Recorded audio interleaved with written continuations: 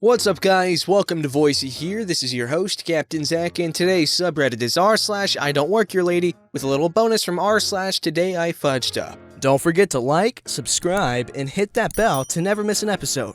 This story's called Deciding Which Drum Kit I Should Get, Got Confused for an Employee of the Music Store. This was a little while ago, so I'll be paraphrasing what was said, but I'll try my best to make it as accurate as possible. In the area I live in, there's probably 2 or 3 main music shops I know of, and 2 of which are in the same city, a few streets from each other. This particular store I went to has no uniform, but some form of ID. I think it was an ID card around their neck, but I haven't been there in a while, so I can't remember. Haha, my butt. At this time, I had been playing drums in school for about 6 months and decided I want to buy a drum kit for my house. This shop had the best prices, yada yada yada, so I decided to go there. As soon as I went in, I spotted a mother and a father with a small kid, probably 3 or 4, walking about. I went up to an employee and asked for recommendations and, funny enough, gave me a recommendation. I hadn't been on an electric drum kit before, but he was listing all the pros to them and the cons. And after plugging headphones in, he let me play and see how I felt. I'm a big guy. At the time, I was 17 and I was going to the gym a lot. I was probably a little over 100 kilograms at this time, but it was a mix of fat and muscle. One of the pros of this drum kit was that everything was movable, so anyone can play and not feel cramped. Very useful for me. About 2 minutes in, I saw the mother, clearly the alpha of the family, marching toward me. I paid no attention. I was looking for a kit, and maybe they were just on their way over here too. She stopped a meter away from me, crossed her arms, and tapped her foot. I stopped playing, took one headphone off, and the following conversation happened. Hello? Where would be the best guitars be?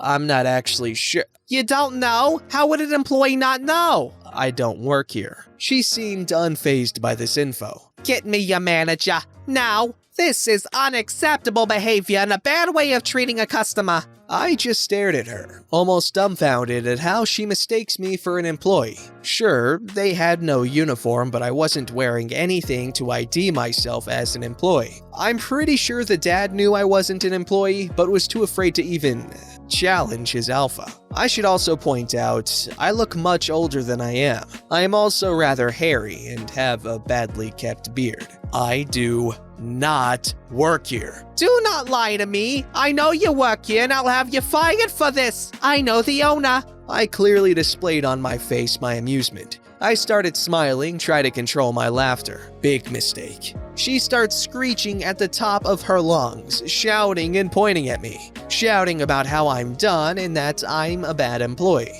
Actual employees came to calm the situation down a bit. I just sat back down and kept playing, and she kept shouting that I should be fired. She was eventually calmed down and taken to a separate part of the store. Now, I thought this is where it ends, that I had a funny story to tell my friends and a memory to laugh at.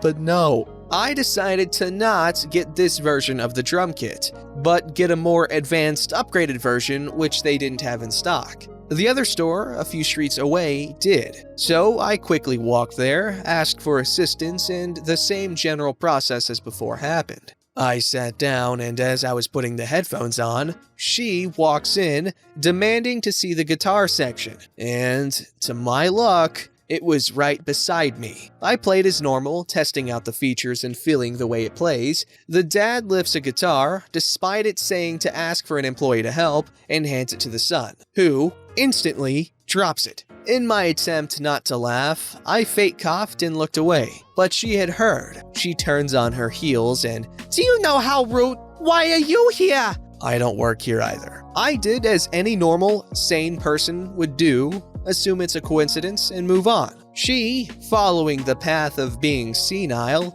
assumed I was obviously following her and harassing her. "You followed us here." I was here first. This clearly didn't matter as she called for security. 2 guys smaller than me came over and asked if there was a problem, and before I could open my mouth, she said, "Yes, he is stalking and harassing my family and threatened to assault me," smirking and smugly looking at me. At this point, I realized it could get serious. I stood up and said, "Check the security footage. I came in here first and didn't even talk to her. She approached me." The two guys, knowing I had come in first, said to her it'll be investigated. She was having none of this. As expected, screaming, shouting, and flailing ensued. I turned to one of the guys and explained what had happened at the other store, and he brought me away and sorted me out with the drum kit. In short, disregard that woman.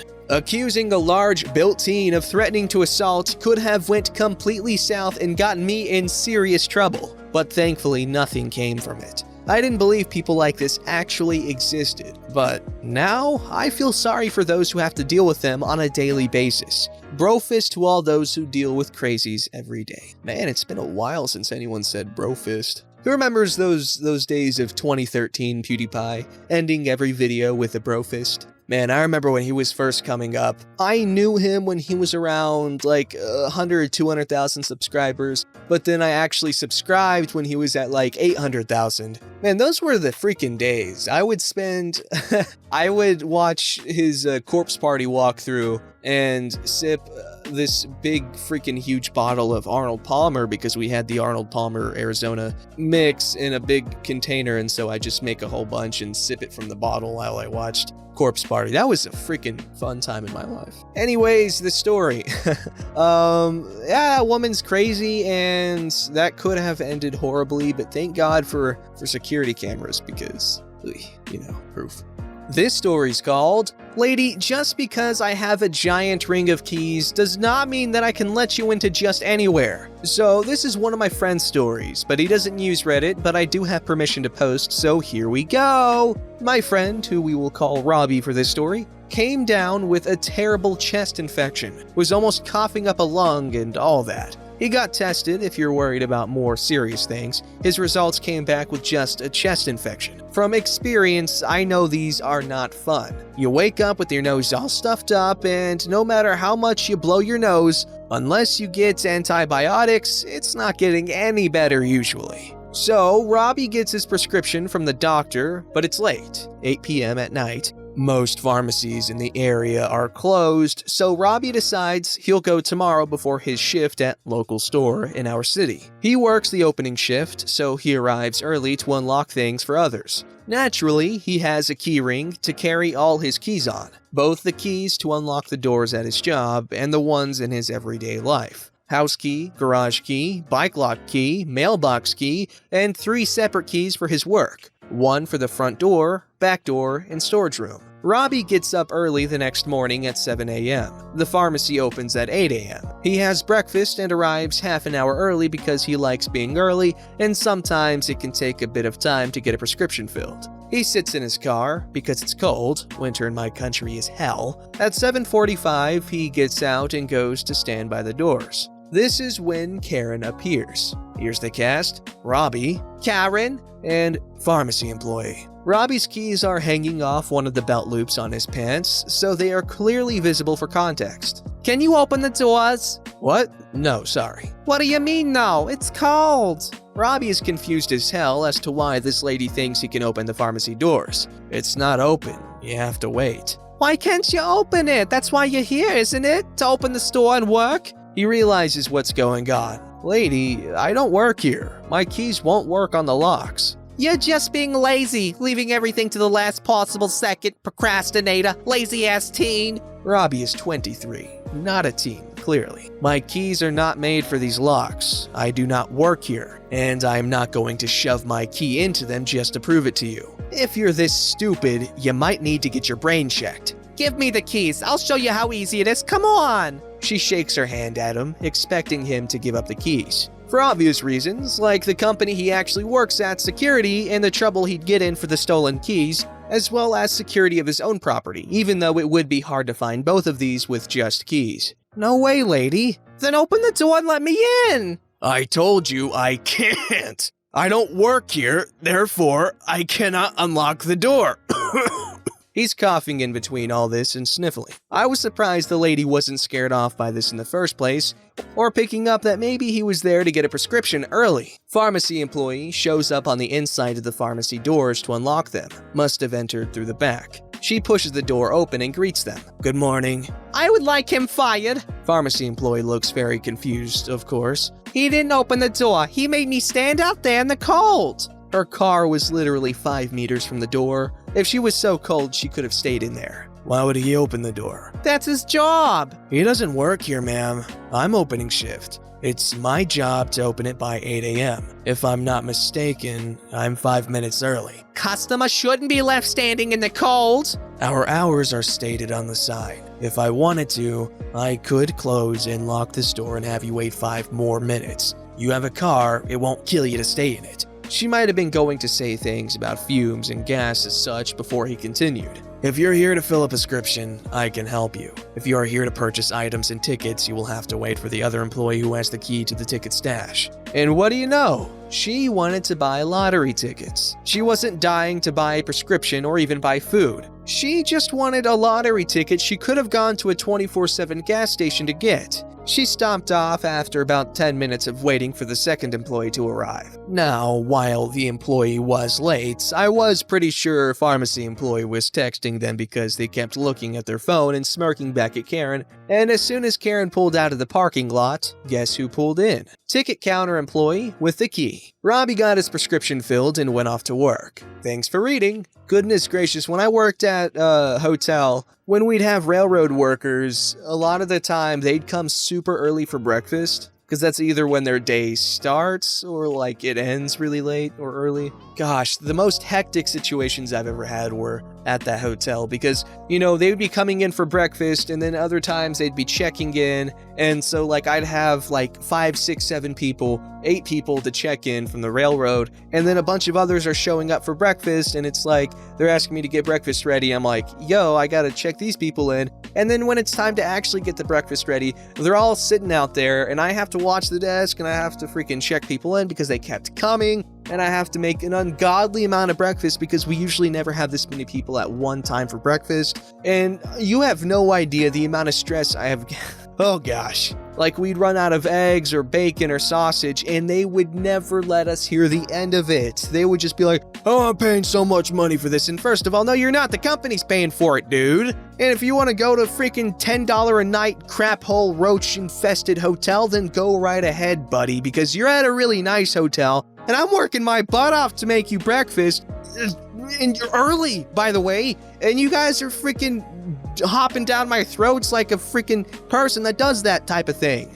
This story's called Show Some Respect. I was witness to a fast and, oh damn, I don't work here lady. This just happened and now I'm speed typing on my phone before I got to get back to work, so please forgive bad spelling grammar. I was enjoying a lunch at a popular fast food outlet. This particular outlet only sells drinks in cups, no cans or bottles. I walked in. It was before the lunch rush, so there was only one person eating. It was a teenage boy. He was probably 17 or 18, maybe even 20. I'll call him Hero. So I order my lunch, get my food, and go sit down. As I passed Hero, he lifted his head and made eye contact, so as per Australian outback culture. I gave the good-a nod of acknowledgement and got it back in kind. So, I'm enjoying my greasy fast food when a lady walks in. She looked like Mrs. Trunchbull from Matilda, except 3 times the size, and looked as if she hadn't showered this side of 2010. I kid you not, she was a real piece of work, and once she spoke, I knew she was as ugly on the inside as she was on the outside. Give me 2 burgers, extra meat,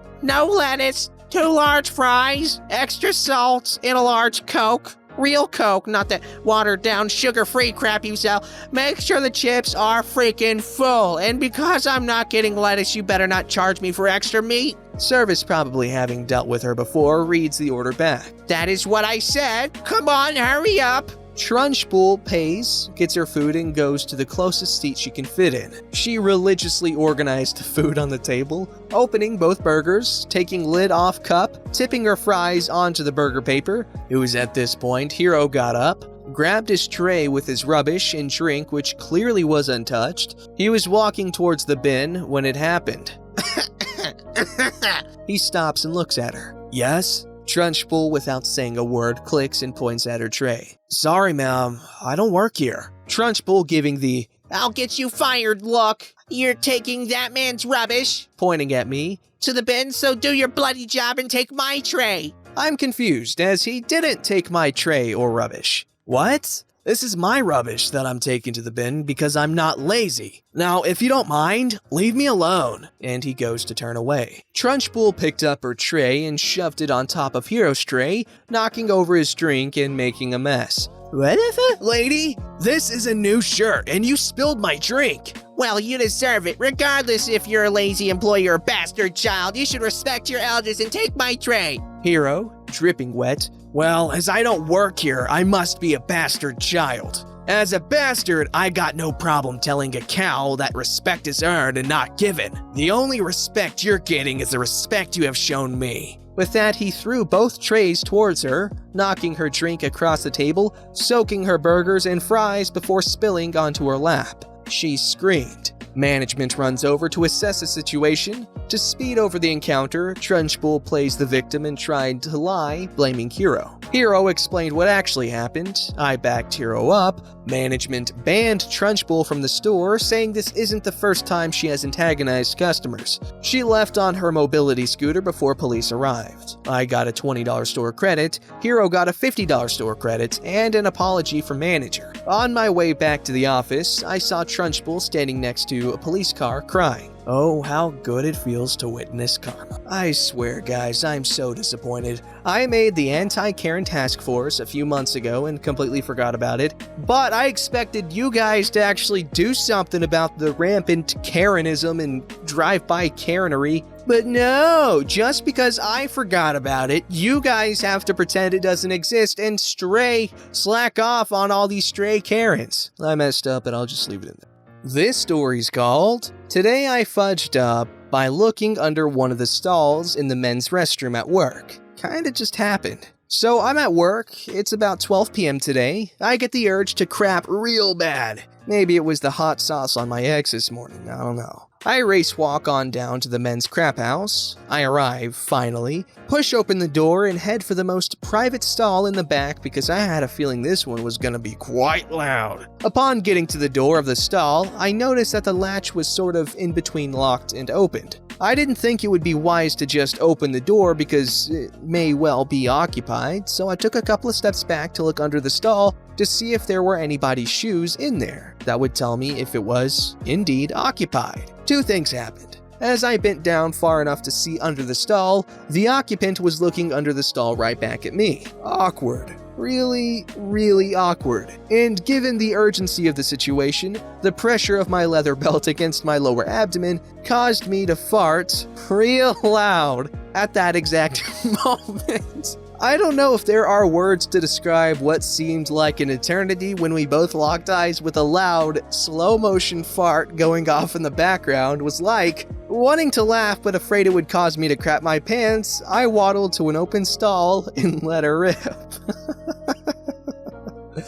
Oh, that's a good one. Oh man, you guys make these situations so awkward. All it takes is laugh and explain what just happened and everyone's laughing and y'all have a bonding experience and potential friendship over what started off as a really awkward situation. But you made it awkward, so friendship averted, I guess. Don't forget to like, subscribe, and hit that bell to never miss an episode.